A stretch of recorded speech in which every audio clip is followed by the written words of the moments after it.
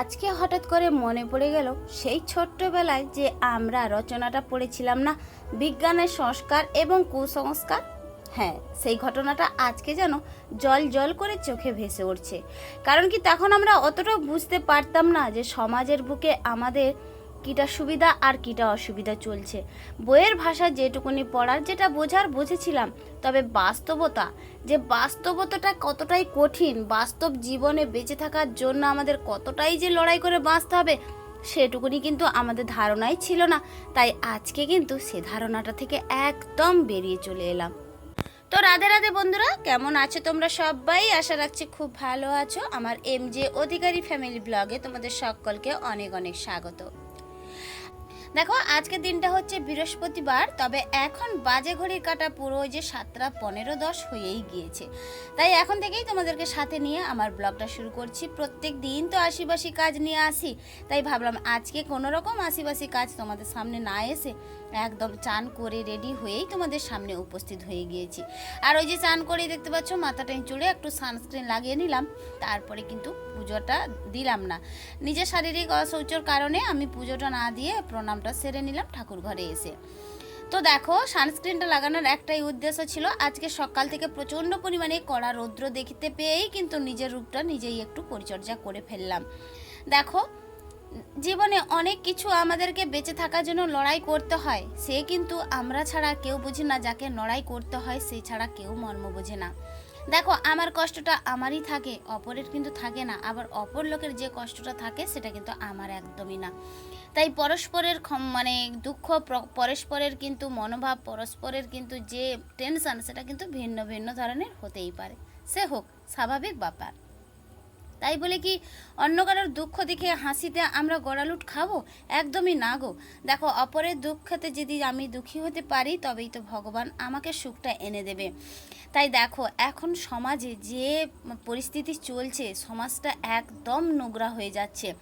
দেখো, দিনের পর পরিস্থিতিতে আমরা যে সমাজে বেঁচে আছি, আমরাও ভাবছি যে এই সমাজে আমরাও কিভাবে ভালো থাকবো এর পরেও। আজকে শুনছি বিয়ে হচ্ছে, কালকে দেখছি স্বামী ঘর করছে না, ছেড়ে চলে যাচ্ছে। আবার কেউ দেখছি ছেলে মেয়ে সন্তান সমস্ত কিছু ছেড়ে, স্বামীর ঘর ছেড়ে অন্যরকম স্বামীর ঘর এসে পৌঁছে যাচ্ছে। এসব কি হচ্ছে সেটাও বুঝতে পারছি না। তবে কি জানো তো, অনেকেই বলছে ফোনটাই নাকি সব থেকে নাটের গরু। কি বলতো, নাকি ফোন দেখে দেখে সবাই খারাপ হচ্ছে। না গো, আমরা তো সেই বহুদিন আগে থেকে ফোন ঘাটাঘাটি করছি। সেই 2008 সাল থেকেই বলতে পারো আমাদের হাতে ফোন। তাহলে কেউ আমরা নোংরা হয়ে যাচ্ছি? না, একদমই না। তবে এই পরিস্থিতি, এই কথাবার্তাগুলো বোঝাবো কাকে বা কাদেরকে? দেখো, সমাজবদ্ধ জীব আমরা সবাই, তবে আমাদেরই তো বুঝতে হবে যে আমাদের কোন দিকটা, পজিটিভ দিকটা ভাবতে হবে, নেগেটিভটা দূর করতে হবে। সেটা কিন্তু মানসিকতা সবার মনে থাকে না। তাই হয়তো এতটাই নোংরা আর এতটাই আবর্জনায় ভরে যাচ্ছে এ সমাজ।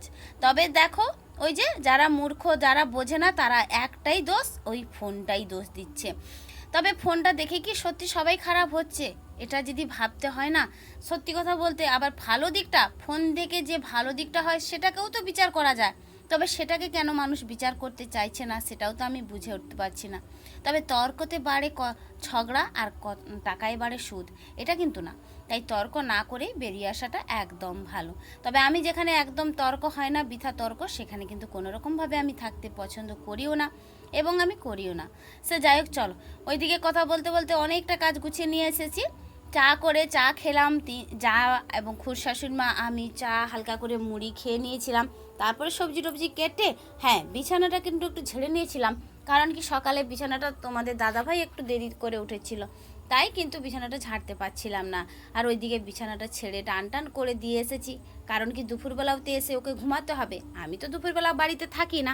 দেখো, একরকমভাবে গুছিয়ে দিয়ে যাব, আবারও এসে দেখবো সে একই রকমভাবে এলোমেলো গোছানো। আমার দেখলেই যেন কেমন কেমন করে। তো সে যাই হোক, ছেলেরা তো এত কাজ গুছিয়ে করতে পারবে না, আমাদেরই করতে হবে। তো ওইদিকে চলে এসেছি রান্নাঘরে, সমস্ত সবজি টবজি ধুয়ে নিয়ে চলে এসেছি, রান্নাটা করে নিই। ঝটপট করে রান্না করে আবার বেরিয়ে যেতে হবে। আর রৌদ্রটা দেখতে পাচ্ছ, এই রোদ দেখেই যেন আমার প্রচণ্ড পরিমাণে ভয় লাগে। সেই সকালে গ্যাসের ওষুধ, প্রেশারের ওষুধ সমস্ত কিছু খেয়ে থাকি, তারপরেও যেন আমার প্রচণ্ড পরিমাণে ভয়, জানো তো। আচ্ছা চলো, রান্না করতে করতে আগের দিনের সুন্দর সুন্দর দিদিভাইদের সুন্দর সুন্দর কমেন্টের উত্তরগুলো একটু দিয়ে দিই। সবার প্রথম কমেন্ট করেছিল তাপস মহাপাত্র, মানে আমার একজন বান্ধবী, তাপস নামে আইডিতে খোলা আছে। তুমি কমেন্ট করেছো মিষ্টি কি আমরাও পাবো না? অবশ্যই পাবে গো, একদিন সময় এলে তোমরাও মিষ্টি পাবে। আর তুমি তো আমার কাছের বন্ধু, অবশ্যই মিষ্টি খাওয়াবো, একদিন না একদিন তোমাদের মিষ্টি খাইয়েই দেবো। কাজল অঙ্কিতা লাইফস্টাইল থেকে কমেন্ট করেছিল খুব ভালো লাগলো দিদিভাই, আজকের ভিডিওটি দেখে নিলাম, অসংখ্য অসংখ্য ধন্যবাদ এইভাবে পাশে থাকার জন্য। কমেন্ট করেছিল সোমা দিদিভাই, তুমি বলেছো খুব সুন্দর একটি ভিডিও। হ্যাঁ, রিয়েল ব্লগার আলপনা দিদিভাই, তুমি কমেন্ট করেছো ভিডিওর শুরুর কথাগুলো 100% খাঁটি এবং খুব বাস্তব। অসংখ্য অসংখ্য ধন্যবাদ গো দিদিভাই, এইভাবে আমার কথাগুলো যে তোমার ভালো লেগেছে আর এইভাবে পাশে থেকো সারাটা জীবন। দেখো আমার মনে যাই আসে আমি কিন্তু সেটাই বলে থাকি, কোনো রকমভাবে মন গড়া কথা আমি বলি না, আর কোনোভাবে কারোর মানে কথাকে তুলে ধরার মতো আমি পজিশান করি না। আমার যেটা ভালো লাগে, আমি যেটা মনে করি, বা যে বাস্তবতা নিয়ে আমি বেঁচে আছি, লড়াই করে বেঁচে আছি, আর সেই পরিপ্রেক্ষিতে আমার মনের মধ্যে অনেক কথা ভেসে ওঠে গো, তাই একটু বলে ফেলি। সে যাই হোক দিদিভাই, এইভাবে পাশে থেকো সারাটা জীবন। কমেন্ট করেছিল ছোট্ট পাখি, তুমি কমেন্ট করেছো খুব ভালো লাগলো ভিডিওটা, লাইক দিয়ে ভিডিওটা দেখে নিলাম। আর অসংখ্য অসংখ্য ধন্যবাদ এইভাবে পাশে থাকার জন্য। আগামী দিনগুলো এইভাবে পাশে থেকো আমার, কারণ কি তোমাদের একটু ভালোবাসা, একটু পাশে থাকা কিন্তু আমার পরবর্তী ভিডিও করার এনার্জিটুকু বাড়িয়ে দেয়।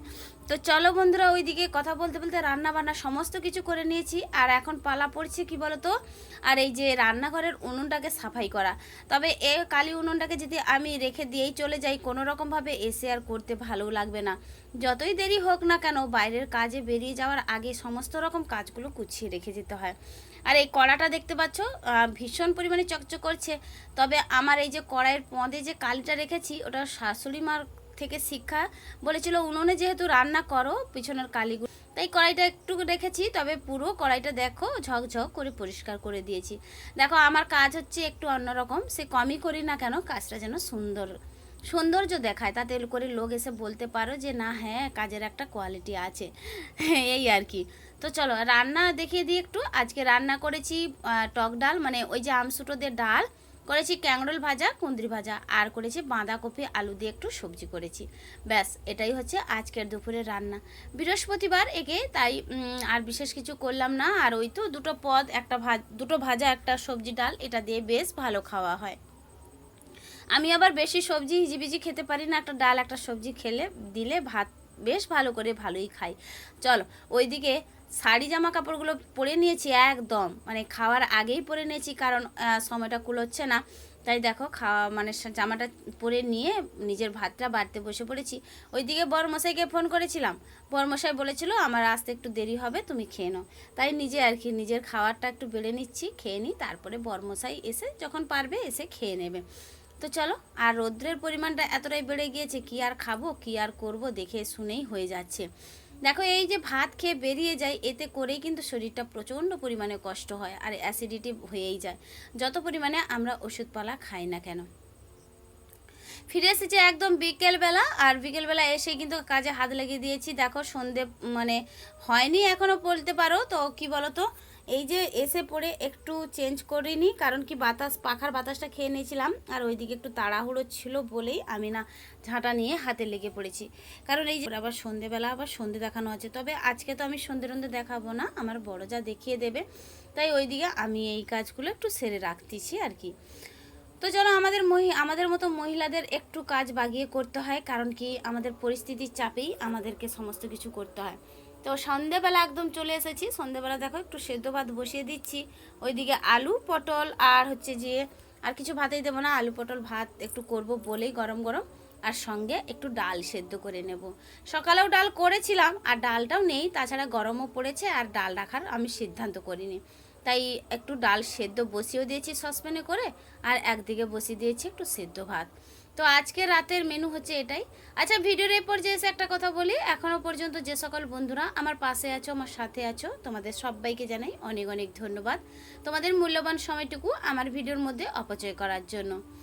আর যদি নতুন বন্ধু হয়ে আমার ভিডিওতে আজকে থেকে থাকো তো তোমাকে জানাই সবার প্রথম অসংখ্য অসংখ্য ধন্যবাদ ভিডিওটা দেখার জন্য। ভিডিওটা যদি অজান্তেও কোনো অংশ ভালো লেগে যায় তাহলে একটা লাইক এবং একটা কমেন্ট করে এই যে ছোট্ট দিদিভাইয়ের পাশে এসে মিষ্টির সদস্য হওয়ার অনুরোধটা জানিয়ে রেখে দিলাম। তো চলো ওইদিকে ডাল আর ভাতটা বসিয়ে দিয়েছি, তারপরে খাওয়া দাওয়াটা সেরে নেব।